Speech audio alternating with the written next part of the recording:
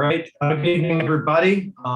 Thanks for joining us tonight for our by the book book talk conversation with Zachary Dorner, author of Merchants of Medicine, excuse me, crucial plural there, The Commerce and Coercion of Health in Britain's Long 18th Century, which is out now from the University of Chicago Press. Zach will be in conversation with Harold Cook. So just a few notes of housekeeping that I'll start off with before we get into things and introductions. Tonight's event will be recorded. It's currently being recorded. It'll be up on UChicago Press YouTube channel in about a week. So you can check it out there, or tell your friends who weren't able to be here tonight, they can check it out there as well. Just a reminder, keep yourself muted and your video off if you can, so we don't have any background distractions going on during the main part of the event.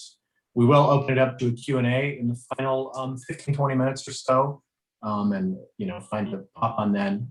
During the main conversation, we'll try to keep it focused on Zachary and Hal.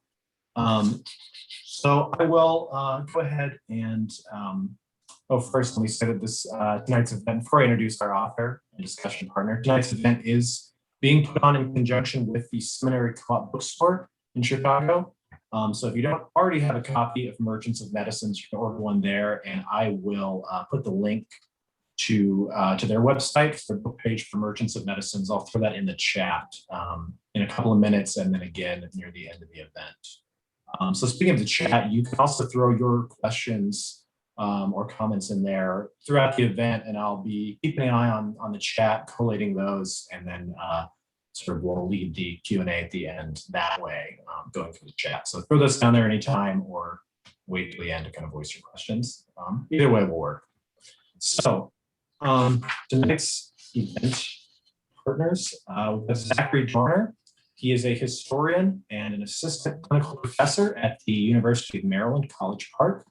His debut book, Merchants of Medicines, is a finalist for the Business History Conference's 2021 Bagley Prize in Business History, as well as the Library Company's 2020 First Book Award. Zachary's writing can also be found in the William and Mary Quarterly, Journal of British Studies, Boston Review, and the Washington Post. Tonight, Zach will be in conversation with Harold J. Cook, who is the John F. Nichol Professor of History at Brown University, and was previously the director of the Wellcome Trust Center for the History of Medicine at University College London. He is the recipient of the Pfizer Prize from the History of Science Society, and the Welch Medal of the American Association for the History of Medicine. He's also the author of numerous books, one of which was published by the University of Chicago Press, that was Matters of Exchange. No, the Young Descartes. Anyway, the Young Descartes, Ability, Rumor, and War, as well as Matters of Exchange, Commerce, Medicine, and Science in the Dutch Golden Age. And my commas mixed up in my notes there, sorry. He's also the editor of a number of other books, most recently Translation at Work, Chinese Medicine in the First Global Age. So without any further ado, I will hand it over to Zachary Dorner and Harold Cook. Thank you very much. And it's a delight to see everybody, especially Zach, and chat about his book, which I certainly am an admirer of. And so I thought that obviously the most important thing to do here is to first ask him to describe the book and let us know what the general shape of the book is and what the takeaway message or messages might be. Well, thanks, Hal. And thanks for agreeing to do this. I mean, as we can maybe talk about later in the conversation, the germ of this book started off in a graduate seminar with you back in 2012 or 2013. So this really is an instance of coming full circle. So Merchants of Medicines at its broadest scope is a business and medical history of empire during the 18th century. And what it does is it roots the emergence of a long distance trade in medicine in a Anglo-American Atlantic world. And this long distance trade in medicine and really the process of trade and how it works altered people's expectations about what healthcare could and should do, as well as their own bodies in disease. And this trade was supported, it was supported by institutions of empire, right, that we might not typically associate with health or wellness, right? Thinking about the institutions of slavery, the Navy, and sort of in a larger scale, colonial warfare, the trading companies, right? These institutions that move around large groups of people. And I guess to your point about scale and scope, right, is connecting these various points within this web of medicine and the medicine trade. So connecting the Caribbean, colonial North America, Europe, South Asia, the West African coast, all within this infrastructure of a medicine trade. Right. So this is the 18th century, which when people in Britain put on parades, it's the 18th century sort of uniforms that they get out. So, some 19th century as well and 20th century, but kind of the glory days of Britain, the 18th century and early 19th century. And so this is at the beginning of the building of empire, as we would understand. Is that right? It is. An empire really is central to the story. I mean, the long 18th century, as you put it, right? So the late 1600s all the way to the early 1900s, 1800s, pardon me, is this period that sees dramatic transformations in terms of, right, the power of the state, public finance, credit, militaries, armaments, populations, commercializing, exchange relationships, voyages, from Europe. And so within this context, right, there are medicines, and they are intimately tied to these changes that are occurring elsewhere in empire, but they all are linked in that they're all concerned with this political economy of keeping people alive and enabling them to do work. And so in that way, medicines fit directly into one of the core precepts of early modern empire in this period. Great. And just to say, so you're talking about a kind of modernization story. Would that be fair? That is an interesting question, and kind of a tricky one, in that on the one hand, right, it is a modernization story in that it roots many of the expectations we have of medicines today, whether that's a commercialized medical landscape where one can walk into a CVS or a Walgreens or a Rite Aid and buy something, a medicine designed for X, right? You can take X for Y, right? That sort of take this for that approach does come out of this imperial, milieu, for lack of a better word, this imperial context wherein large groups of people were subjected to manufactured medicines coming out of Europe. So in many ways, it is a modernization narrative in that it is the germ, pardon the pun, of a lot of these ways that we consider our health and what we can do to affect our health today.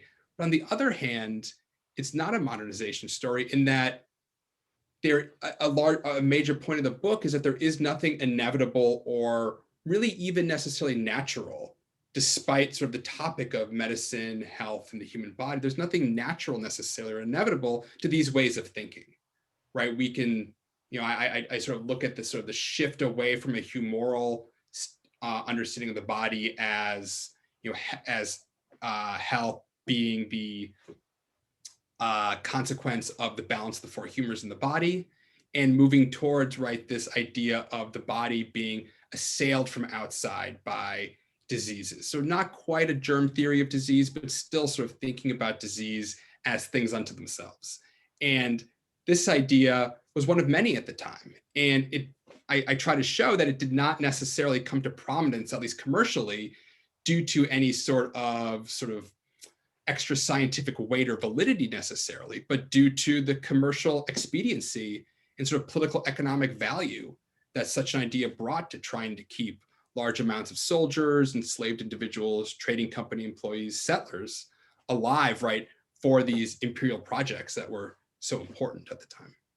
Great. I want to pick up on some of those arguments you're introducing in a moment, but just to make it clear to everybody on this Zoom call or watching it later, the geographical scope and the chronological scope. So it's kind of long 18th century.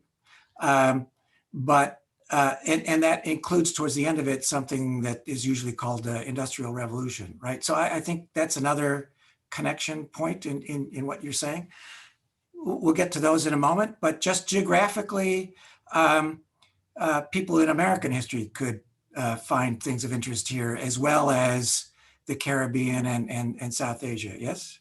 Yeah, and I think that's what makes the medicine trade so fascinating, in that, like many early modern trades that go through Europe at the time, right, it involves raw materials, expropriated, taken, purchased from colonial locations, right, whether in this case drugs, or the raw materials of medicines, roots, leaves, other kinds of animal, vegetable, and mineral products, right, that are then processed, manufactured, have value added in these European centers for the production of medicines, that are then re-exported to other colonial locations as manufactured medicines, pharmaceuticals, right, to aid in these imperial health programs. And so it really does connect all of these different imperial locations with these products that are physically moving in different shapes and forms. And I think that's a big part of my argument, which is actually something I've sort of picked up from your emphasis on materialism over the years,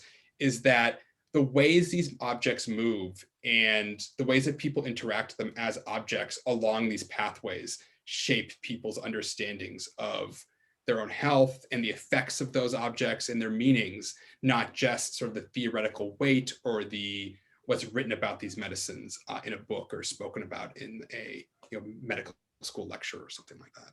Great. And maybe we can get to some sense of the places you're talking about in a bit. Just to return to one of the themes you've introduced, and that is, so as you know, I study an earlier period in terms of research, teach more generally. But if I'm thinking about the 17th century, I'm thinking about mainly what you might call handmade medicines. So you go into the pharmacy shop with a prescription and they make it out for you there on the counter.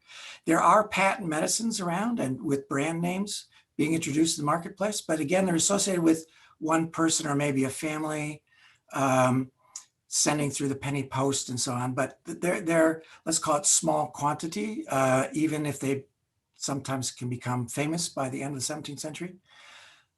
But you're talking about producing medical products, let's call them drugs for lack of a better word for the moment, medicines, medicinals, drugs, in fairly large quantities. Not all drugs, but kind of the basic components from which you could make other things, right? So there's a just thinking about the Industrial Revolution, a kind of mass production starting to happen in the medical trade. Is that right?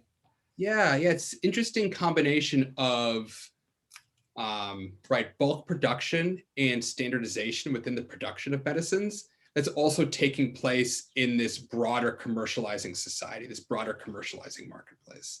In the 18th century also is typified and described as one undergoing a commercial revolution, right, where increasing numbers of products can be bought and sold for money or credit in a marketplace by a widening swath of the population than ever before. And medicines certainly fit into this, right? In addition to no longer being handmade in certain contexts, right? I mean, medicine production continues in the home throughout this period. But not only are medicines sort of increasingly produced in bulk, and I'll sort of explain how that works in a little bit, but they're also able to be purchased at a shop for money or credit, and that's increasingly expected. So rather than going to talk to a physician for advice on how to balance your humors, one can go to a shop and purchase a remedy designed to treat their fever or reduce the inflammation of their bowels or something like that, rather than sort of advice. So it is happening within this commercializing aspect as well. Right, but one of the things, as I understand what you're saying, is that let's call it safety in terms of the financial system that allows people to scale up to produce bulk commodities in this drug trade is bulk buyers. Yeah, do you want to talk more about the not just the supply side, but the consumption side? Certainly, that's right. That's a major part and really links into the Industrial Revolution, or at least I should put that in scare quotes. But thinking about it, one of the major moves I try to make with the book is not only to bring the approaches from business history to the history of medicine and look at these medicines as commodities that are bought and sold and really ask these how questions about how they move, and how they are given value and turned into global commodities. But I'm also dragging these medical spaces into the purview of the history of capitalism and business history, where you oftentimes have a pretty cloistered, for lack of a better word, view of the kinds of spaces and contexts that are covered within the ambit of the history of capitalism, for example. So the laboratory, right? We have authors writing about the cotton mill as this sort of generative space of capitalism, but the laboratory sits right alongside with places where raw materials, right, are reformed and refashioned in bulk, right, worked by the labor of many hands, right, the sweat off many brows, in sort of dangerous, hot, very pungent spaces, right? If you look at the interiors of these laboratories, right, they have 100-gallon stills, open flames. Some of the costings and sort of wage books talk about how many hours are needed to stoke the flames, to pound and roll materials such that they can be distilled, to package things, right? If you think about, right, then if these medicines are made in bulk, right, 100-gallon quantities, they have to be packaged into glass bottles, which have to be manufactured by someone else, packed into wooden crates with the sufficient kind of stuffing so they don't bang together and break.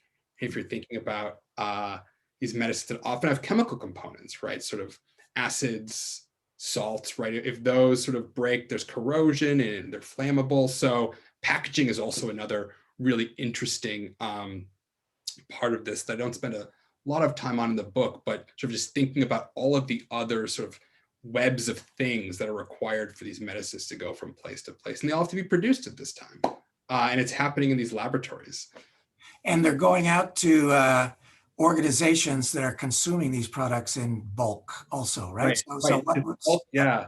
This bulk production really wouldn't be, and this is another really important point of the book, as you mentioned, that it's not necessarily scientific truth or dramatic breakthroughs that are driving these changes in medicine production, distribution and purchasing, but it is the material needs of imperial institutions. I mean, if the Royal Navy is dealing with sickness of mass amounts of impressed sailors on their ships, it's much easier to hand out or have someone administer medicines in their own glass vial designed to treat malaria or ague, right? Or other sorts of fevers and things like that, rather than to have someone sort of make particularly tailored, prescriptions for each individual. So in this period, right, of nearly constant imperial warfare, right, these large-scale manufacturers of medicines are able to subsist and really turn a profit off of these large contracts from the Royal Navy,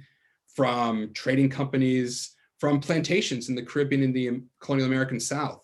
And that these bulk contracts enable the scaling up, and sort of related to that, right, these large shipments of medicines enable sort of a bulk population level approach to healthcare, which really dovetails with sort of these ways that empire is conceiving of managing and controlling groups of people in this period.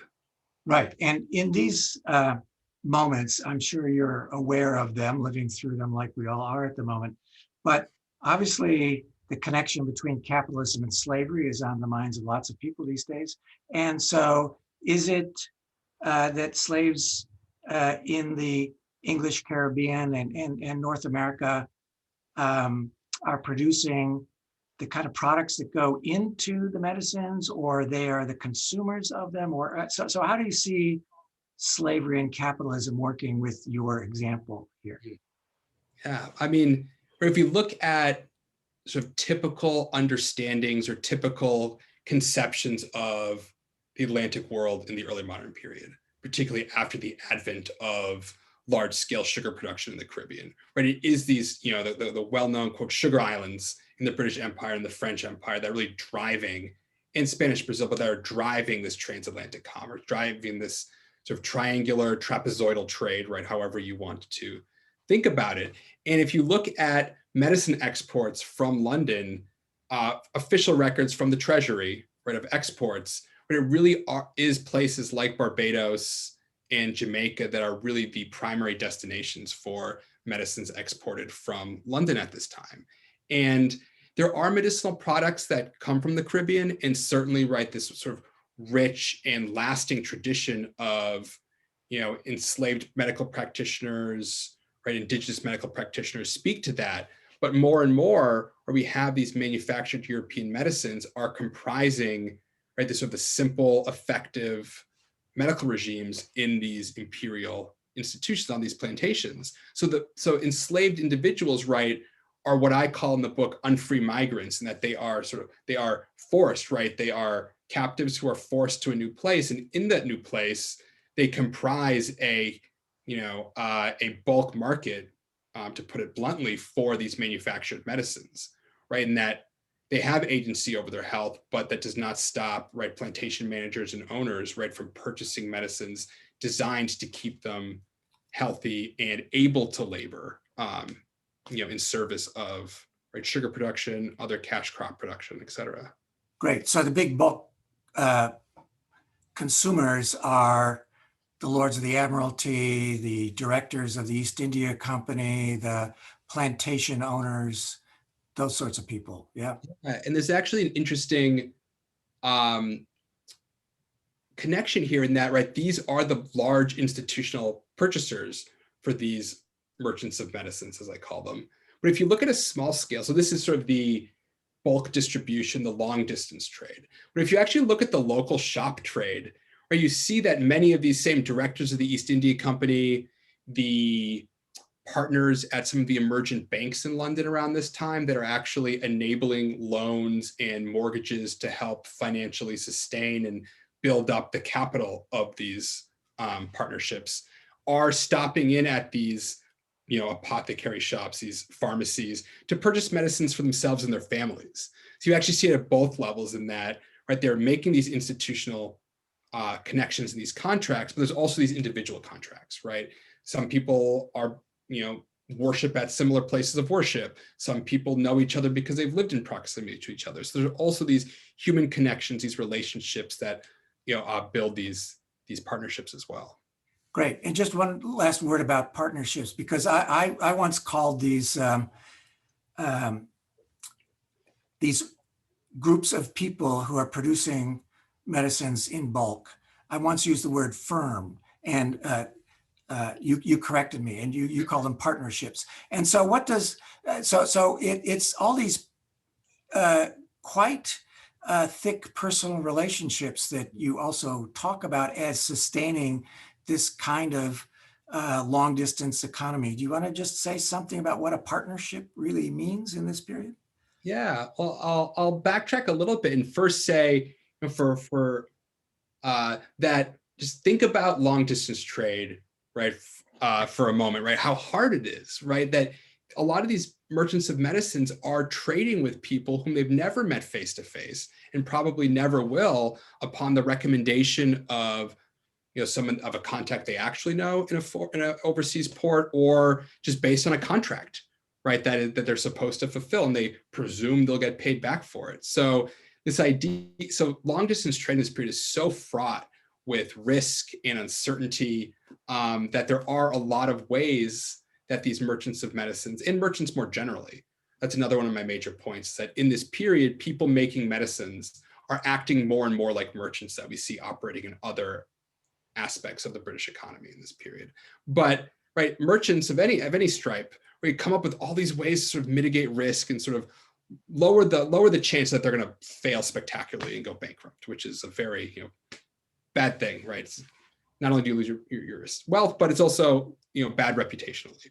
But all this is to say is that partnerships are one way to do that. I mean, they're sort of a precursor to firms, in that a partnership is a informal contract signed between multiple people, where multiple people invest their money and sort of take on a stake of one of these pharmacies. And we see mercantile partnerships in other sort of trades, wine merchants, whatever, sort of textile merchants, whatever example you want to use. But it's a way to sort of share risk, that if there's a big loss on a particular voyage, right? If a package breaks open and it catches fire and all of your medicines are destroyed, or worse yet, the ship carrying them across the Atlantic to Philadelphia gets taken by a French privateer and you lose everything, right? That risk is shared, that financial loss is shared among multiple people.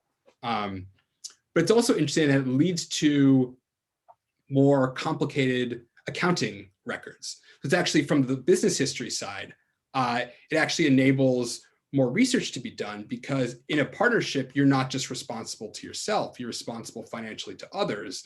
And that requires annual accounting of profits and losses, of the inventory on hand, how much capital has been paid in, how much is owed out every year, which enables, right, a historian going through those records to see the financial health, if you will, of these businesses a little bit more clearly than one might otherwise. Great. I think this would be a good place to ask you to talk about one of your examples. So a person involved in this trade. And I was just noticing some of the big names you deal with: Bevan, Gardner, Corbin. And any of those favorites, or maybe you have other favorites, but I think just seeing how this works in terms of an example might really help. Certainly. Well, I don't know if I have a favorite. It's I would like to at least think that I've maintained some sort of distance from the historical actors I write about. However, I think for I think for drama perhaps, and for a good story, I think I'm going to talk about the Bevan brothers, Sylvanus and Timothy, and Sylvanus's son, Joseph Gurney Bevan, who operated a pharmacy at Plough Court, in central London, sort of in the city, sort of the older, sort of what is now the financial district, so the older, more sort of closely small street part of London. And the interesting thing, before I sort of dive into the historical part, is that, and this again sort of goes to one of your other questions about sort of the overarching scope of the book, that the records of the Plough Court Pharmacy today, they're 18th century records, so from the 1700s, are today to be found in the corporate headquarters of GlaxoSmithKline in West London, in Brentford, sort of a quasi-suburb of London, right? It has a tube stop, it has a professional soccer club, and it has a gleaming, right, large glass edifice to GSK. And while doing this research, I sat in a cubicle in the customer service area, looking through these ledgers, these account books, and these letters, right, from the late 18th century. So, and that is because, right, what started off as the Plough Court Pharmacy, right, in the 1700s, through a variety of mergers and acquisitions that involved Henry Wellcome, ends up as GlaxoSmithKline in the mid 20th century. So, right, even though we're talking about these medicine manufacturers in a time and a place that is, in some ways similar, but also very different from our own, right, at least from a business perspective, as well as from, the ways that they encourage us to think about our bodies, right? These manufacturers still live on in the corporate structures that exist, right, that make up big pharma today. But so Sylvanus and Timothy Bevan, right, they at first, right, operate a sort of small scale shop in London, and they eventually decide, after having some connections to the Royal Navy and some plantations overseas, that it would be better to start exporting and producing in bulk. And by looking at their account books and letter books, we can see them, you'll see in the book, we can see them expanding their networks across the Caribbean, across the North American colonies, as well as building up connections in London, right? They write numerous letters to the directors of the East India Company, sort of petitioning, asking for a share of the annual supply to the East India Company.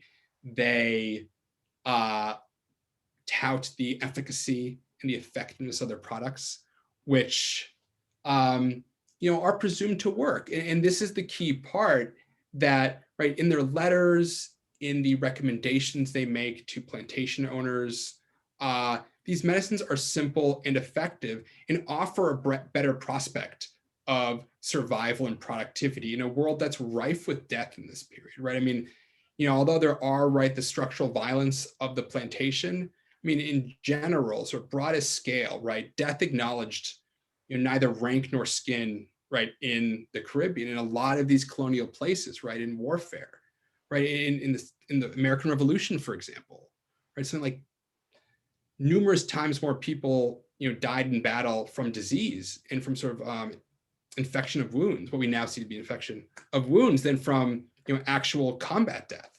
And so thinking about, right, this desire and this necessity really to prevent death and sort of keep alive and keep healthy for labor purposes really is driving this. And it really does, and we can see these contracts, right, really pushing and expanding these early modern pharmacies, which do become more capitalized, right? In Plough Court's case, where we see them pouring more and more money into their partnership and sort of growing that ability to produce and distribute.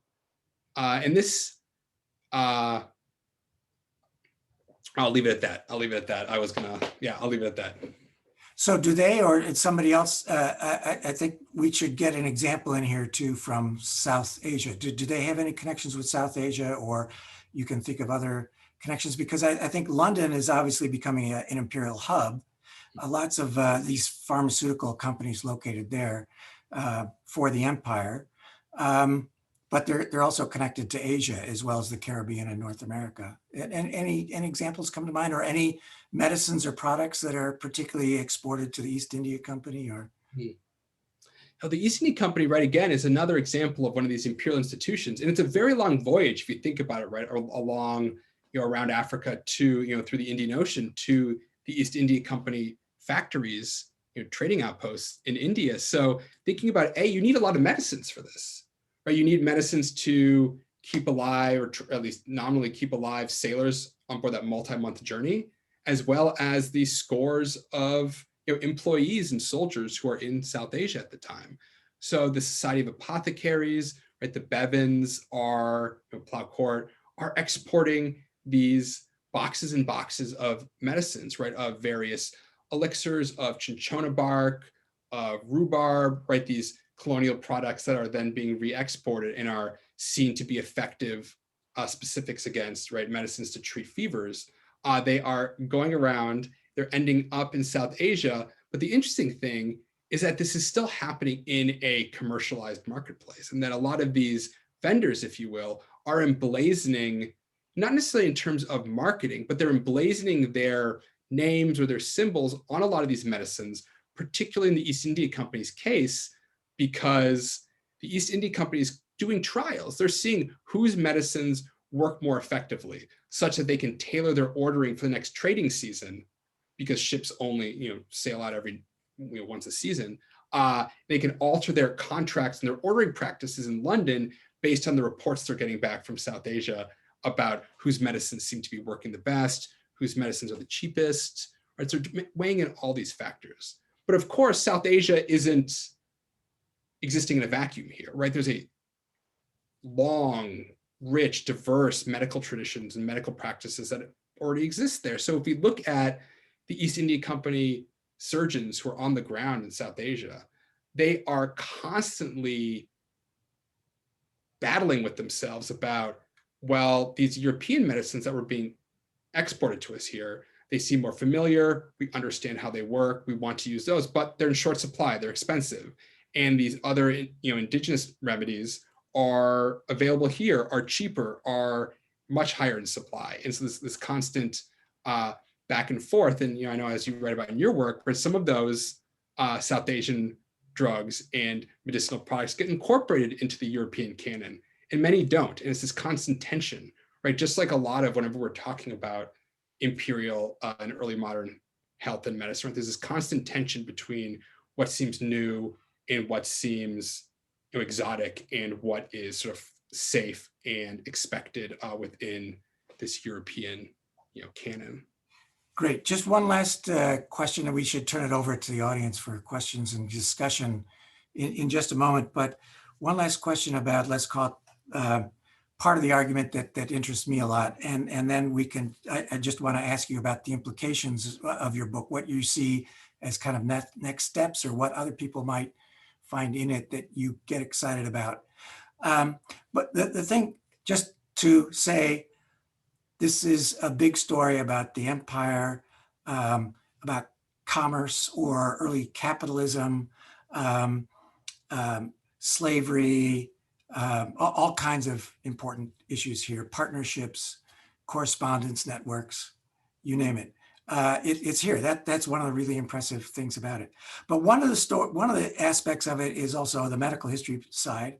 And what I found really interesting in your work that I didn't know about before, but connects to something that interests me in other ways too, is the quality control you were just saying about the trying to make sure that the medicines are produced in the same way all the time by these partnerships, and that they get tested then by the buyers in certain ways. So the quality control becomes really, really important. And that implies something that's common all the time. And I think that commonality is related to something you said earlier about how diseases are being seen to be common all the time around the world also. And so if the diseases are common and the substances are common, that you can match them up in an effective way. Yeah, and I think this idea of these medicines being standardized, having some sort of quality control, being common, being commensurable is a word I use in the book, right? Being able to be compared to each other is forced, right? It's not something that comes naturally or easily in this period, right? If you look at the correspondence, if you look at the marketing materials, if you look at how people are selling them and the sort of the mental hurdles they're going to hide information, selectively share information, right? Recipes remain tremendously secret, right? Price lists actually remain secret, right? How much it costs to make something remains secret, like what's actually going on sort of inside that elixir. So on the one hand, a lot of these medicines are actually really incommensurable. It's really difficult to compare them. And judgments about efficacy and purity and authenticity really, have to come from the human senses. And there's no standards, right? There's no standard floating around. And not everyone has experience with these kinds of medicines. So it's really difficult actually to compare things. But that only redoubles, merchants of medicines, buyers, intermediaries, shopkeepers at sort of the end of the chain. They redouble their efforts to make these things appear similar through packaging, through marketing, through displays on shop shelves, through talking about ideas of diseases as being similar and able to be categorized, as you say. Thusly, medicines can be sort of standardized. We can have a pre-printed list that one thing works for a particular thing, and so forth.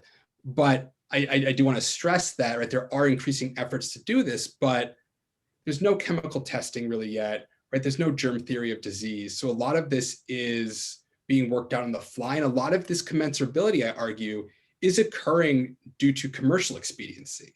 Right? It's difficult to make the argument that one should buy your medicine rather than someone else's if you're unable to compare those things. And so without standards of chemical testing or even publicly available recipes, how are you able to do that? And that's a real challenge to figure out how one is able to compare one medicine to another. And so the East India Company has its own, surgeons on its payroll where they can sort of make observations and judge that. But if you're a shopkeeper in colonial Boston receiving various shipments from Thomas Corbin or Hugh Hughes in London, how are you able to make those comparisons? And it's pretty difficult. So it's something that's really, it's not standardization as we would see it today, right? It's not sort of a conveyor belt stamping the same thing on, but we can see that sort of impetus to commensurability occurring. And I think it really is for the sake of commerce and not for the sake of preventing impurities for that sake. I mean, preventing impurities for the sake of commerce, really. Yeah, great. So I think that this very complicated story you're telling is full of implications for all kinds of historical topics. And so I just wanted to make sure that people interested in the history of ideas, including history of medicine and the Enlightenment, are also part of that conversation. I'm sure it's time to turn things over to the audience and see where other people might be prompted to ask you questions as well. Certainly, certainly. So should I just, so Tyler, should I? Yeah. So I think probably the most orderly way to do it is if folks will just throw their questions into the chat, which you can locate your chat down kind of in the bottom center of your Zoom screen. And then I can just read those off and kind of moderate that. That might be a little, that we've found to be more orderly than, crosstalk and whatnot. So yeah, feel free to throw your questions in the chat, folks. Yeah. Thank you guys for a very enlightening conversation. That's great. Thanks. Yeah. Got a question here from a participant. What was the relationship with the British medical practitioners? Yeah. Question. Yeah. Well, and again, you can look up Hal's work for further details of this. But I think the medical marketplace in England is changing at this time, right? We have a move away from physicians as these medical practitioners who would read your humors, look at the balance of your complexion, and write you up a prescription for your medicines, right? They offer advice, to this medical marketplace that's increasingly commercialized, where one could ask for advice from a neighbor or a family member. One could still consult a physician or a local, wise or knowledgeable person, but one could also go to the apothecary shop, the chemist or the druggist, to buy a prepackaged medicine that would theoretically, heal you and make you feel better, right? And again, we're not necessarily talking about a life free from pain and ailment, right? It's about sort of alleviating pain and maintaining balance and eliminating some of those symptoms, sort of thinking about palliation as well. But these medicines are sort of filling in a role in this increasingly commercialized medical marketplace where people have more choice than ever before. But of course, these commercialized ways coexist with many of these sort of long-standing informal ways of family and neighborhood medicine. And the important point is that these commercialized manufactured medicines aren't removing or overriding or eradicating these other forms of healthcare, right? They are sort of coexisting with them, and they are sort of a important new sort of factor in the marketplace. They are sort of crowding out other kinds of practitioners, but they are not sort of eliminating them. In many ways, they're sort of subsuming some too, right? Thinking about the kinds of local knowledge and local medicinal products, right, that are incorporated into manufactured medicines. I mean, we still have, this global search for, medicinally significant plants in, Africa and South Asia, that are then, patented and by pharma companies and manufactured into, medicines that we see on TV or on the shelves of a pharmacy. So just again, thinking about this complex relationship and going back to Hal's point about the history of ideas, this also is a history of how this new idea about healthcare, sort of buying a medicine to treat something, how that sort of fits into these older ways of conceiving of our bodies as constantly in flux. And we see that sort of correspond to different kinds of medical practitioners who subscribe to different ideas. And one of the kinds of medical practitioners that you write about is obviously the apothecaries, because they are involved in producing a lot of the bulk goods in the late 17th, early 18th century. Yeah. Yeah, right. And that's another challenge when talking about these individuals in the book. Right? I call them merchants of medicines, but a lot of these titles, a lot of these categories, this goes back to the audience member's question, right?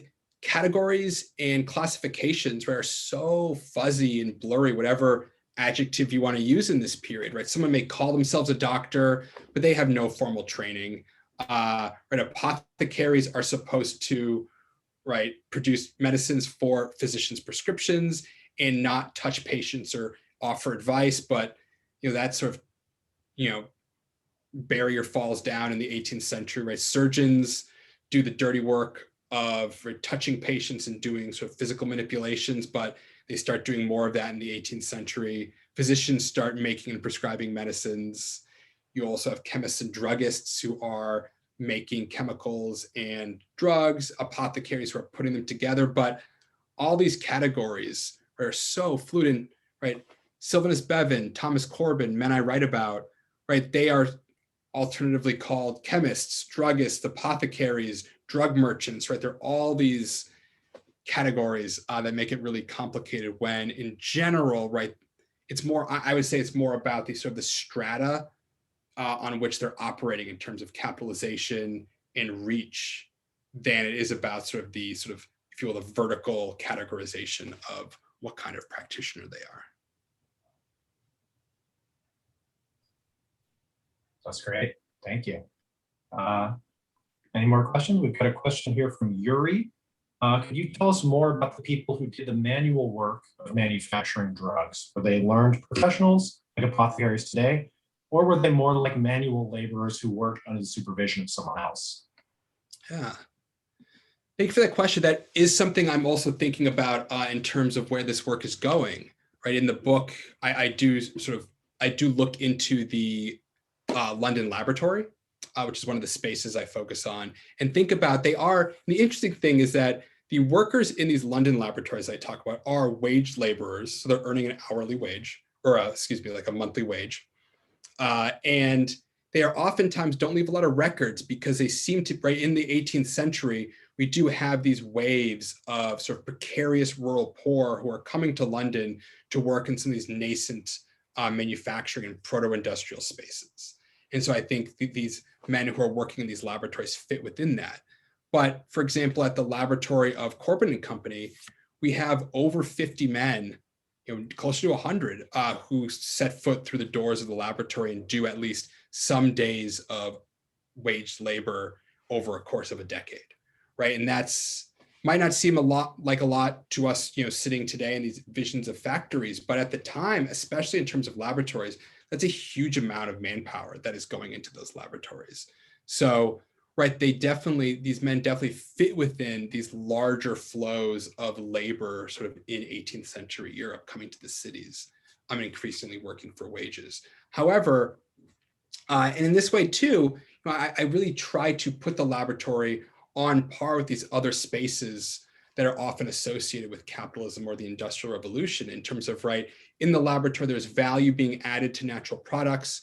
We have the labor and the sweat of waged laborers working in pretty dangerous environments, right, that can have long-term health consequences, right, thinking about breathing fumes, burns, things like that. But the real question I'm thinking about in terms of where my work is going is thinking about in the North American colonies and the Caribbean, of course, these arrangements for making medicines look a lot different.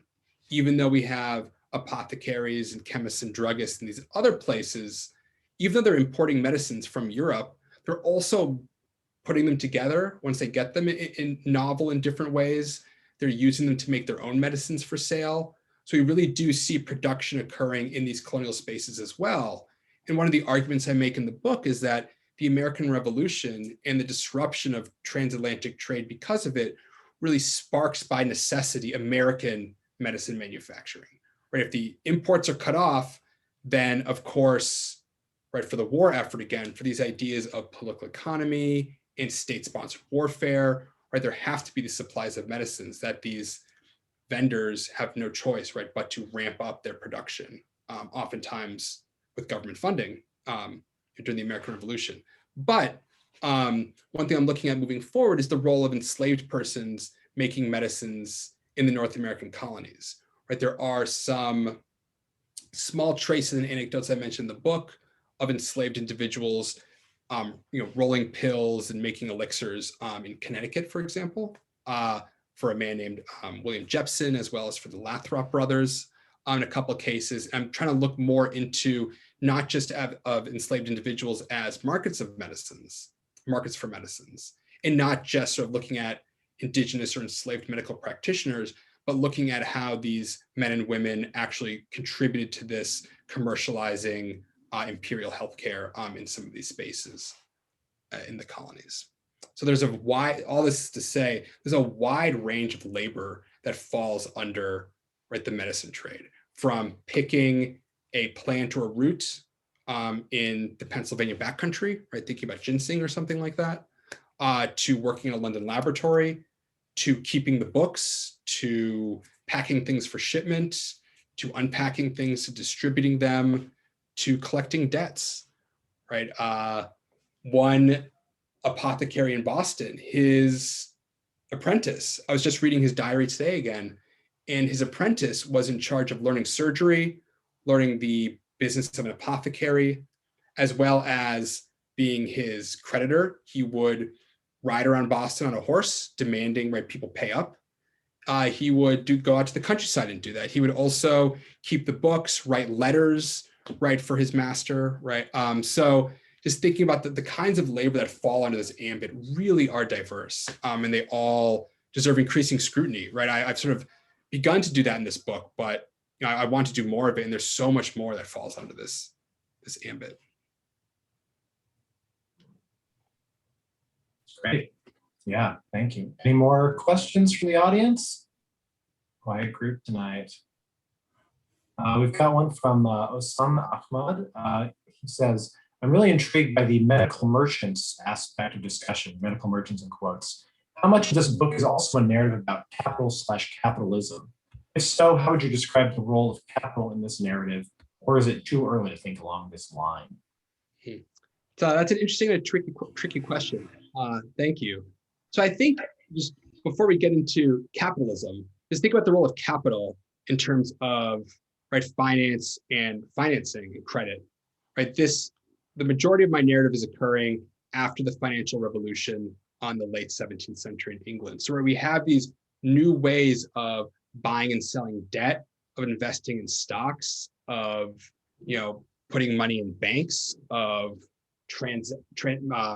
moving value across oceans, right? Of the state has a public debt. So the existence of more complicated and sophisticated credit instruments underlies all of this long distance trade.